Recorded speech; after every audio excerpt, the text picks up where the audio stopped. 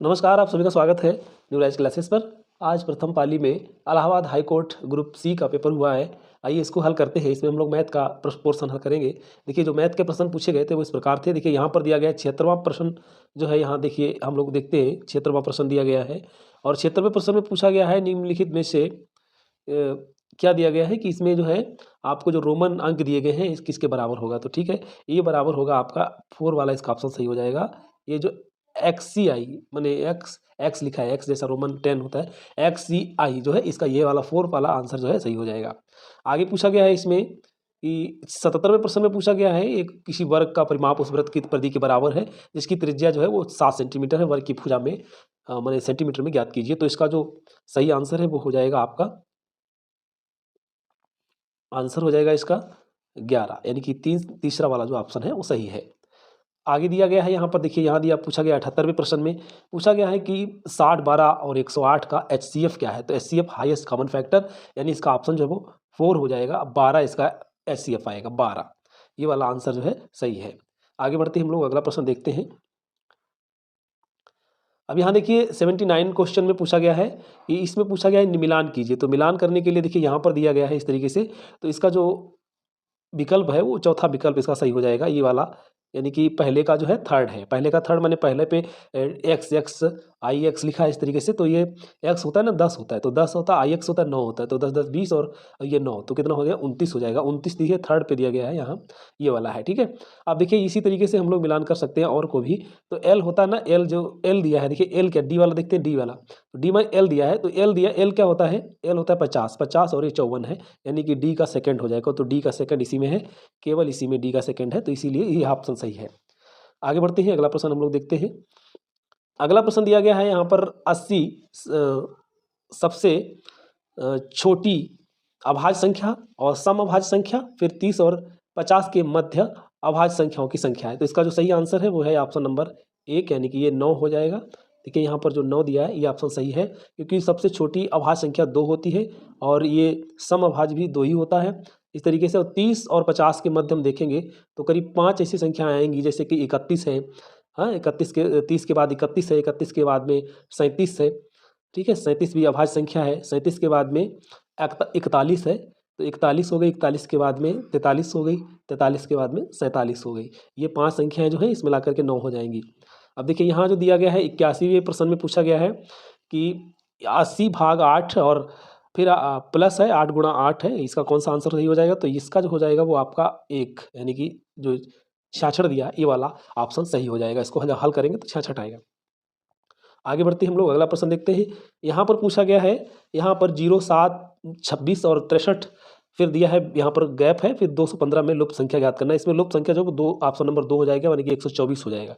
देखिए ये क्या है, ये घन है, यानी कि 1 के घन में से 1 घटाया गया, फिर 2 के घन में से 1 घटाया गया, ऐसे चलेंगे तो 2 दूना 4 दूना 8, 8 में से घटेगा 7 आएगा, फिर इसी तरीके से 3 आएगा, 3 3 होते हैं 27, 27 में से घटाएंगे तो यही 5 आएगा, 55 25 25 पंजे 125 और 125 में से आप 1 घटाएंगे तो 124 बचेगा। ठीक है, इसका ऑप्शन ही हो जाएगा। आगे देखते हैं हम लोग अगला प्रश्न। यहाँ 83वां प्रश्न दिया गया है, ये पूछ रहा है कि निम्न में से कौन सा कथन जो है वो सत्य है। ठीक है, तो देखिए यहाँ पर दिया है किसी सम संख्या और किसी विषम संख्या का योग सदैव एक विषम संख्या होता है, ये भी सही बात है। दूसरा है कि 2 विषम संख्याओं का योग सदैव एक सम संख्या होता है, ये भी सही बात है। और तीसरी बात कह रहा है किसी सम संख्या और किसी विषम संख्या में अंतर जो है सदैव एक सम संख्या होता है, ये गलत है, ये असत्य है। फिर कहा गया है, आगे पूछा गया है कि किसी सम, यहाँ अगला दिया है, अगला हमारे पास क्या दिया गया है, इसमें डी वाला देख लेते हैं। डी में यहाँ डी वाला दिया गया है, कह रहा है कि किसी सम संख्या और किसी विषम संख्या का गुणन सदैव एक सम संख्या होता है, तो ये वाला सत्य है। तो यहाँ पर केवल सी जो है वो सत्य नहीं है, यानी कि ए बी और डी वाला जो है ऑप्शन केवल एक में दिया गया है, ये वाला सही है। ठीक है, इसका ऑप्शन जो है ए बी डी हो जाएगा। आगे बढ़ते हैं, अगला प्रश्न देखते हैं हम लोग। ये 84वां प्रश्न है। 84वें प्रश्न में कहा गया है कि 142 70 फिर 34 है, फिर 16 है, फिर उसके बाद में लास्ट में 5/2 है, तो इसका कौन सा हो जाए। इस यहाँ पर जो विकल्प सही होगा कौन सा होगा ये पूछा गया है। तो देखिए यहाँ पर जो आधा करेंगे तो कितना आएगा, 71 आएगा, 71 में से 1 घटा दिया 70 आया।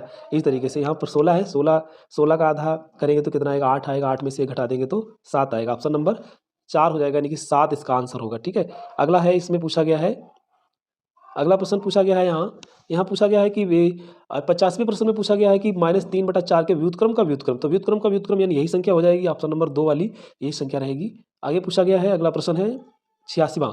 तो 86वें प्रश्न में पूछा गया है कि प्रतिवर्ती कोण है, न्यून कोण है, समकोण है। 108 जो है वो क्या है, 108 जो है वो अधिक कोण है, ठीक है। 100 अधिक कोण, 190 से ज़्यादा है तो 108 है चूंकि, तो अधिक कोण हो गया ये, ठीक है। ये वाला ऑप्शन सही हो जाएगा। आगे पूछा गया है कि यहाँ पर 87वें प्रश्न में पूछा गया है कि 25, 3, 7, 8 में प्रयुक्त 3 के स्थानीय मान तथा 2 के अंकित मान का योग ज्ञात करें। तो इनका दोनों का अंकित मान और स्थानीय मान जो है वो मिलाकर के ये बनेगा 4 वाला ऑप्शन 302। अब देखिए यहाँ पर 88वां प्रश्न पूछा गया है। 88वां प्रश्न क्या है, 13 का स्क्वायर है, फिर 5 का स्क्वायर प्लस 6 का स्क्वायर है बटे 2 है को सरल कीजिए। तो इसका आंसर जो है वो क्या आएगा, देखिए इसमें 13 का हम लोग करेंगे तो कितना आएगा, 169 आएगा, फिर 5 25 आएगा, फिर है 6 छंग 36 आ जाएगा, ठीक है। इस तरीके से हम लोग करेंगे तो 115 इसका 2 से भाग कर देंगे तो ऑप्शन नंबर जो है 3 इसका सही हो जाएगा। फिर यहाँ पर पूछा गया है, देखिए 89 में प्रश्न में पूछा गया है कि 2/3 11/15 और 3/5 3/4 में सबसे बड़ी और सबसे छोटी का गुणन, भिन्नों का गुणन ज्ञात कीजिए। तो सबसे छोटी और सबसे बड़ी जो भिन्न है वो यही है, सबसे बड़ी भिन्न 3/4 है और सबसे छोटी जो है वो 3/5 है। तो इन दोनों की गुणा जब करेंगे ना तो 3 3 9/20 आ जाएगा। ऑप्शन नंबर 1 जो है हमारा सही हो जाएगा। आगे बढ़ते हैं, अगला प्रश्न देखते हैं। अगला प्रश्न यहाँ पर दिया गया है कि 1 से 10 तक की सबसे छोटी व सबसे बड़ी भाज्य संख्याओं का योग है। तो सबसे बड़ी और सबसे छोटी भाज्य संख्या, सबसे छोटी भाज्य संख्या क्या है, देखिए सबसे छोटी जो भाज्य संख्या है वो 4 है और सबसे बड़ी जो है वो भाज्य संख्या जो है 10 है। तो 10 और 4 14 हो जाएगा, ठीक है। इसका ऑप्शन नंबर हमारा हो जाएगा 3 वाला सही हो जाएगा, ठीक है। आगे देखते हैं, अगला प्रश्न हम लोग देखते हैं। यहाँ पर दिया गया है निम्न में से कौन सी संख्या 4 से विभाज्य नहीं है।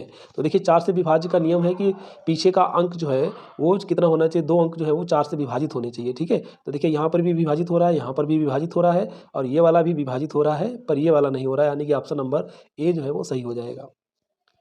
आगे बढ़ते हैं, अगला प्रश्न देखते हैं हम लोग। तो यहाँ पर पूछा गया है, ये पूछा गया है कि 3 अंकों की सबसे छोटी सम संख्या तथा 4 अंकों की सबसे बड़ी विषम संख्या का योग ज्ञात कीजिए, ठीक है। इस पर जो है वो 3 वाला सही हो जाएगा। यहाँ दिया है 199, तो ठीक है 199 ये वाला हो जाएगा। आगे बढ़ते हैं हम, आगे अगला प्रश्न देखते हैं। अगला प्रश्न यहाँ पर दिया गया है कि 39.5 गुणा 53.4 इसकी गुणा करना है। तो इसमें क्या आएगा, देखिए गुणा, ऑप्शन नंबर जो है 3 वाला 21,009.3। फिर दिया है 3 6, अगला 94 प्रश्न में 3 6 15 का एलसीएम पूछा गया है। तो एलसीएम कितना हो जाएगा, देखिए यहाँ पर एलसीएम हो जाएगा 3 3 करेंगे हम लोग, कितना आ जाएगा इसका, देखिए 15 ये वाला 30 हो जाएगा। ऑप्शन नंबर 1 जो है सही हो जाएगा। आगे बढ़ते हैं, अगला प्रश्न देखते हैं हम लोग। अगला प्रश्न दिया गया है कि यहाँ पूछा गया है कि किसी समांतर चतुर्भुज का आसन भुजाओं की माप है 12 सेंटीमीटर 15 सेंटीमीटर। यदि 15 सेंटीमीटर की माप की भुजाओं के बीच में 8 सेंटीमीटर की दूरी है तो 12 सेंटीमीटर की माप की भुजाओं के बीच की दूरी, इसको आप ऑप्शन नंबर जो है 1 सही हो जाएगा, 9 आएगा, ठीक है। इसका आंसर जो है वो 9 है, ठीक है। आगे बढ़ते हैं, अगला प्रश्न देखते हैं हम लोग। यहाँ पर दिया गया है कि 96वां प्रश्न जो दिया गया है 8 सही 1/3 है, भाग है 9 सही 1/6 है, फिर है टोटल का ये ब्रैकेट है बंद है, या फिर भाग दिया 1 सही 1/2 है। इसको भाग करेंगे तो ये आएगा आपका 20/4 आएगा। ऑप्शन नंबर 4 जो है वो सॉरी 20/33 आएगा, ये वाला सही हो जाएगा। आगे बढ़ते हैं हम लोग, अगला प्रश्न देखते हैं।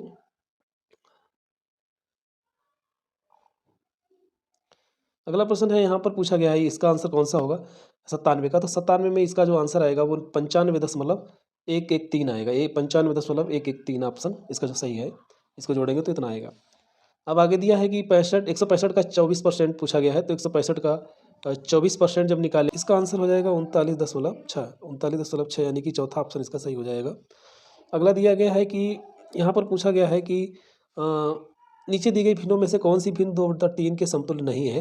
तो इनमें से कौन सी समतुल्य नहीं होगी, तो ये ऑप्शन नंबर 4 हो जाएगा, ये वाली समतुल्य नहीं होगी। आगे बढ़ते हैं, अगला देखते हैं अगला प्रश्न क्या पूछा गया है। यहाँ पर इस तरीके से ये प्रश्न पूछा गया है, तो ये इसका सही आंसर जो है वो ये 1 हो जाएगा, 7/20 हो जाएगा।